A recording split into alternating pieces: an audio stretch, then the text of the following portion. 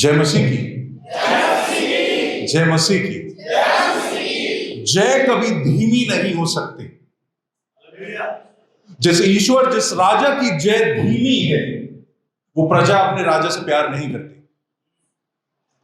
जब एक राजा जीत कर, जंग जीत कर आता है, तो यह नहीं होती कि प्रजा सहमी हुई सी रहती है।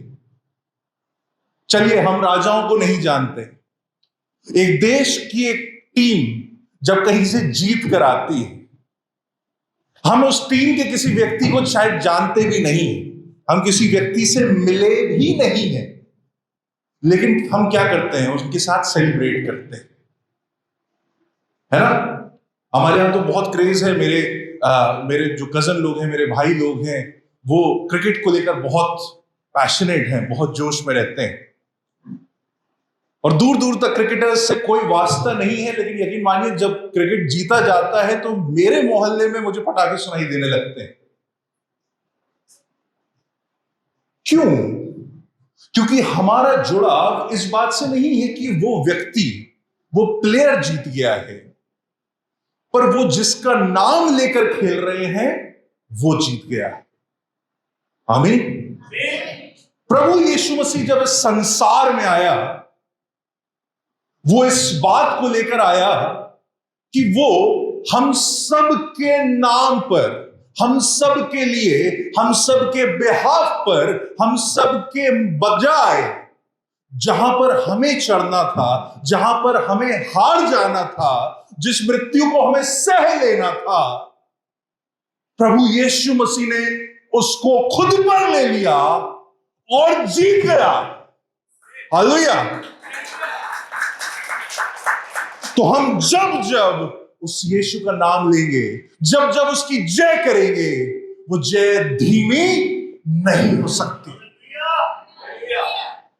कल हम लोग बात कर रहे थे, पासवान से, बिशप जी से हम लोग बात कर रहे थे, और सब लोग मिलकर बात कर रहे थे, और इस प्रकार से बातें हो रही थी। और ये बातें होती हैं कि जब हम अक्सर गवाहियां देते हैं, जब हम अक्सर चीजों को बोलते हैं, हम सामने आकर कहते हैं, लोगों के लिए बातें कहते हैं, हम अपनी कलीसिया में अपनी गवाहियों को रखते हैं, तो अक्सर हमारी गवाहियां ये होती, देखिए मेरा ये काम नहीं बन रहा था, बन गया। हमारे पास ये नहीं था, कल तक हम बाइक पर थे, आज हम कार से आते हैं, है ना? कल तक हमारी कबर्ड में 2 जोड़ी शर्ट थी, आज हमारे पास 4 जोड़ी हैं, और 2 और ऑर्डर करी हैं, कल ही आ जाएंगे, आने वाला है। कितनी अच्छी गवाहियां हैं ये, कितनी अच्छी गवाहियां हैं जो लोगों को देते हैं कि हाँ, यीशु मसीह सबको दे रहा है। लेकिन कई बार क्यों फिर हम अपनी गवाहियों में उसके किए गए सबसे बड़े काम को नहीं लेते जो उसने क्रूस पर कर दिया? आमीन। क्यों हमारा मन, हमारा दिल उन वस्तुओं से खुश होता है जो तो और लोगों और धर्मों के पास जाने वाले लोगों के भी, उनके पास भी होता है? क्यों उन वस्तुओं से हमारा मन बड़ा उत्साहित हो जाता है जो सबके पास है, बजाय वो यीशु के पास हो या ना हो, वो यीशु को जानते हो या ना जानते हो? अगर धनवान होना यीशु मसीह को पा लेने का चिन्ह होता खुदा के लोग, तो यकीन मानिए हर एक चेला अरबपति होता। हम में से कितने 12 चेलों के बारे में जानते हैं? हम में से कितने जानते हैं कि उनका जीवन कैसा बीता? क्या वो धनवान थे? क्यों? क्योंकि इस बात को जानिए, वचन बताता है तुम मसीह के लिए दुख भोगोगे। और उन चेलों ने वो कर दिखाया खुदा के लोगों, जो आज के जमाने में बड़ी बड़ी कंपनियां मिलकर नहीं कर पाती। एक खबर को, एक सुसमाचार को दुनिया में फैला दिया। उन लोगों ने जिनके पास पूरी पढ़ाई नहीं थी, उन लोगों के पास जिनके पास पूरा पैसा नहीं था, कोई फंडिंग नहीं आ रही थी, कुछ नहीं आ रही थी, उन लोगों ने उस सुसमाचार को, जो हम सब के लिए भलाई का कारण था, हम तक पहुंचा दिया। हालेलुया। बिना किसी मटेरियल के, बिना किसी चीज के, बिना किसी लालच के। एक अध्याय में, एक वचन मैं आपके सामने पढ़ना चाहता हूं। मैं चाहता हूं आप मेरे साथ इस वचन को देखें।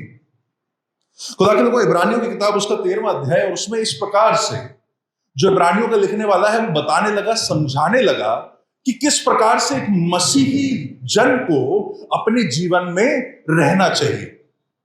और वो बहुत सारी बातों को बताता है, बहुत सारी चीजों को करता है, और आते आते वो आखिरी अध्याय 13वें अध्याय की ओर आता है और वो कुछ बातों को सिखाने लगता है।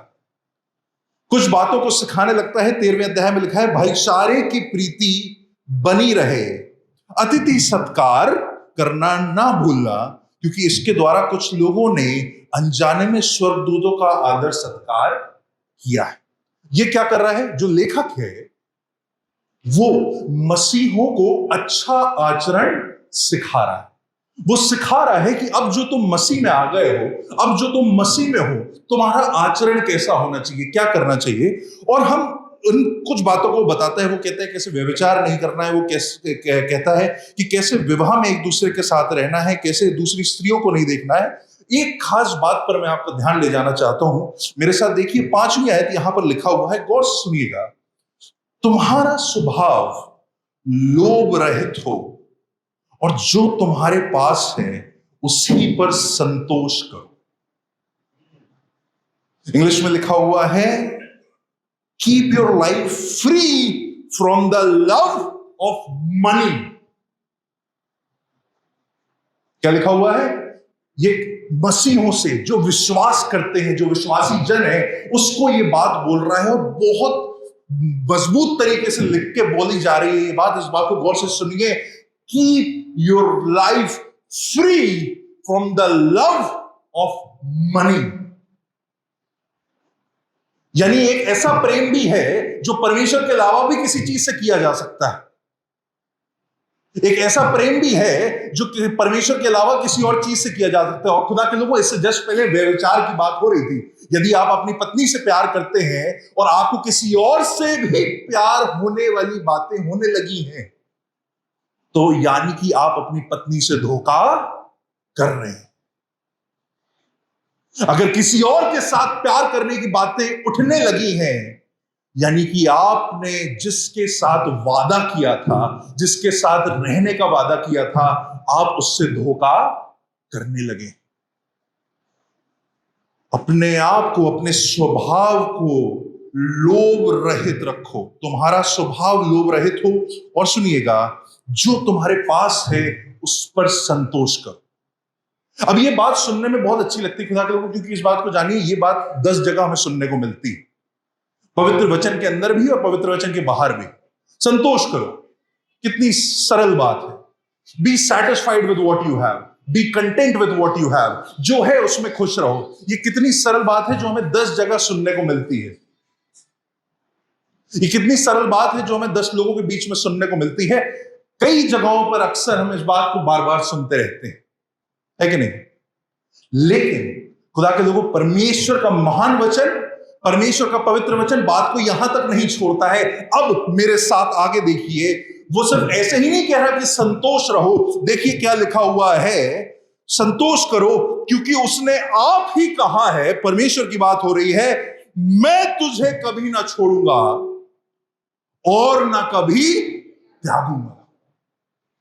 मैं तुझे कभी ना छोड़ूंगा और ना कभी त्यागूंगा। कहने का मतलब है खुदा के लोगों, सोचिए, एक धनवान पिता है, एक धनवान पिता है जिसका परिवार है, जिसके बच्चे हैं, और उसका बच्चा, वो अपने बच्चे को सब कुछ देता है, सब कुछ इच्छाएं पूरी करता है, उसकी रक्षा करता है, उसे संभाल के रखता है कि ये मेरा बच्चा है, मैं इसे बढ़ाऊंगा, इसे पढ़ाऊंगा, इसे लिखाऊंगा, एक बड़ा आदमी बनाऊंगा। और वो देखता है कि वो बाहर जाकर, उसका बच्चा जब भी बाहर जाता है, वो दूसरों के सामने हाथ फैला के मांगने लगता है। जब कोई बच्चा दूसरा खेल रहा होता है तो उस बच्चे के पास चला जाता है, ये खिलौना कौन सा है, ये तो हमें भी चाहिए।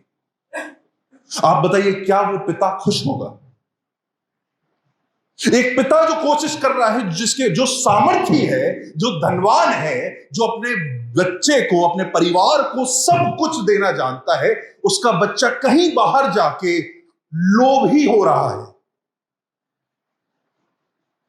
क्या वो पिता खुश होगा? खुदा के लोगों, बाहर के, जब बाहर कहते हैं संतुष्ट रहो और जब वचन कह रहा है संतुष्ट रहो, फर्क सिर्फ इतना आ जाता है कि यहां पर हमारा भरोसा इस बात पर नहीं कि हम संतोष हैं, हमें चीजें चाहिए ही नहीं, कोई बात नहीं। हमारा विश्वास इस बात पर है कि हमारा पिता सब कुछ देगा। हमारा पिता सब कुछ करेगा, किसी और चीज पर नहीं, किसी और बात पर नहीं। और वो इस बात को कहता है, वो बच्चा बहुत कुछ मांग सकता है, वो बच्चा बहुत कुछ बोल सकता है, बहुत कुछ बोल सकता है, लेकिन उसकी सुरक्षा की जो सुनिश्चित करना है, उसकी सुरक्षा को सुनिश्चित करना है, उसके पालन पोषण को सुनिश्चित करना है, लिखा हुआ है वो ना तो तुझे छोड़ेगा और ना त्यागेगा। तू कुछ भी कर ले, तू कैसा भी कर ले, तेरा बाप तेरा हाथ नहीं छोड़ेगा। खुदा के लोगों, परमेश्वर के कई दास बताते हैं, परमेश्वर का प्रेम वो ऐसा नहीं है कि हमने उसका हाथ पकड़ रखा है, एक हाथ हमने पकड़ रखा है, एक हाथ उसने पकड़ रखा है और मिलकर ये पार्टनरशिप चल रही है। नहीं, खुदा के लोग, परमेश्वर का प्रेम वो है कि उसने हमारा हाथ थाम रखा है। हम अगर हमारे दम पे बात होती, अगर हमारे छोड़ने और पकड़ने की बात होती, तो हम तो दिन में कितनी बार छोड़ देते हैं। कितने ऐसे हालात आते हैं जब उसे छोड़ देते हैं, पर परमेश्वर का प्रेम वो है कि ना वो कभी छोड़ता है, ना वो कभी त्यागता है। क्या शर्म की बात है कि ऐसे भले परमेश्वर होने के बावजूद भी हम संसार की चीजों के लिए लोभी हैं। मुझे ये दुख लगता है कई बार जब हम लोग इस साइड आते हैं और इस तरीके की बातों को सुनते हैं। मैं बताना चाहता हूं, खुदा इस तरीके की बातों को आपके बीच में रखना चाहता है और वह ये वचन स्पष्ट रूप से बताता है, संसार के लोभ से दूर हो जाओ। हमें लोभ क्यों चाहिए? हमें चीजें क्यों चाहिए होती हैं? हम क्यों चाहते हैं हमारा पेंशन का पैसा इकट्ठा हो जाए, हमारी सेविंग्स इकट्ठी हो जाए, हमारी ये सारी चीजें हो जाए, हमारे पास धन संपत्ति जमा हो जाए। कुछ समस्या आ जाएगी तो काम आएगा, कुछ समस्या आ जाएगी तो काम हो जाएगा। बड़ा डर लगता है, बड़ा भय लगता है, बहुत सारी चीजों का भय आता है। यार कभी कुछ दिक्कत हो जाएगी, कभी कुछ समस्या हो जाएगी तो यही पैसा तो काम आएगा। अरे उनसे दोस्ती कर लो, वो मंत्री जी हैं, कभी कुछ दिक्कत आएगी वो एक फोन कर देंगे, काम आ जाएगा। क्यों? क्योंकि लोभ के मारे हमने इनसे भी दोस्ती कर ली है, इनसे भी दोस्ती कर ली है। पर खुदा के लोगों, फिर से वचन ये बताता है, उस परमेश्वर पर भरोसा रखो। आगे बढ़ते हैं। खुदा के लोगों, इस चीज को उधर कौन से लिखा हुआ है, इसलिए क्योंकि वो ना हमें छोड़ता है ना हमें त्यागता है, इसलिए हम निडर होकर कहते हैं। अगर आपके पास वचन है तो मेरे साथ खोलकर इन दो लाइनों को पढ़िए, परमेश्वर की इस बात को पढ़िए। इब्रानियों उसका 13वां अध्याय, उसका 6वां अध्याय, 6ठी आयत लिखा हुआ है, इसलिए हम निडर होकर कहते हैं। साथ में पढ़िए, प्रभु मेरा सहायक है, मैं ना डरूंगा, मनुष्य मेरा क्या कर सकता है। इस बात को अपने अंदर दोहराइए। हम बहुत सुनते हैं, ये नाम लीजिए, ये क्लेम कर लीजिए, ये बोल दीजिए, ये कर लीजिए, ये कर लीजिए। मैं आपसे कहता हूं, मैं ये आयत आपके सामने छोड़ता हूं, ये क्लेम करिए, ये बोलिए, इसको दोहराइए अपने मन में। लिखा हुआ है, खुदा के लोगों, प्रभु मेरा सहायक है। वो जिसने संसार बनाया, वो जो संसार को चलाता है, वो जिसने मंत्री को मंत्री बनाया, राजा को राजा बनाया, वो मेरा सहायक है। तुम संसार के लोभ में लगे हो, तुम्हें लग रहा है वो 10 लाख रुपए जो तुमने एफडी में डाल रखे हैं वो तुम्हें बचाएंगे। प्रभु मेरा सहायक है। करोड़पति मिट गए, पैसा डला रह गया, गरीब गरीब रह गए, कभी कुछ नहीं कमा पाए। पर जो प्रभु को अपना सहायक बना लेता है, जो प्रभु को अपना सहायक जान लेता है, उस पर टिक जाता है, उस पर गिर जाता है, उसको किसी और सहायक की जरूरत नहीं पड़ती। लिखा हुआ है, मैं ना डरूंगा, मनुष्य मेरा क्या कर सकता है। ना मनुष्य मेरे लिए कुछ भला कर पाएगा, ना मेरा कुछ बुरा कर पाएगा। हम सोचते हैं सिर्फ बुरे की बात हो रही, कुछ नहीं कर पाएगा मनुष्य। कौन मनुष्य किसी के लिए भला कर पाया है? मां बाप लगे रह गए, बच्चे से नहीं सुधर पाए। सबसे ज्यादा तो मां बाप ही करते हैं ना। पत्नी लगी रही कि पति सुधर जाए, दारू छूट जाए, शराब छूट जाए, पति ही छूट गए। कोई किसी की मदद नहीं कर सकता खुदा के लोगों अगर सहायक मदद ना करे। एक मां जो अपने बच्चे के लिए रात में सोते वक्त प्रार्थना करती है, यकीन मानिए वो सहायक को बुला रही है, बजाय इसके कि उस बच्चे को सिखाओ, डांटो, लगे रहो उसके पीछे। क्यों? क्योंकि हम किसी चीज पर नहीं टिके, हम किसी चीज पर नहीं टिके। खुदा के लोगों, मैं ये भी स्पष्ट कर देता हूं, मैं ये नहीं कह रहा इनमें से कोई भी चीज बुरी है, मैं ये नहीं कह रहा कि कल से अपनी सारी एफडियां तोड़ दीजिए और मुझे भेज दीजिए। अगर विचार आता है तो आप नंबर ले लीजिएगा, पर मैं ये कह नहीं रहा हूं। पर मेरा कहने का मतलब है आपका भरोसा इन चीजों पर ना बना रहे, आपका भरोसा इन चीजों पर ना बना रहे।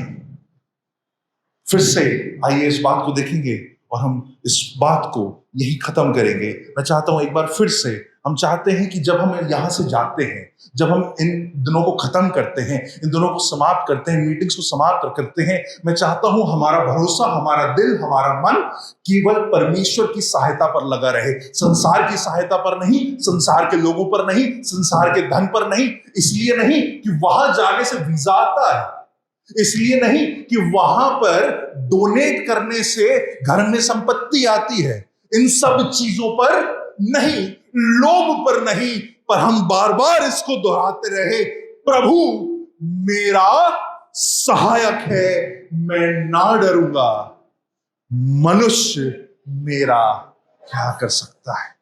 प्रभु आप सभी को आशीष दे, प्रभु की महिमा हो। Praise Lord.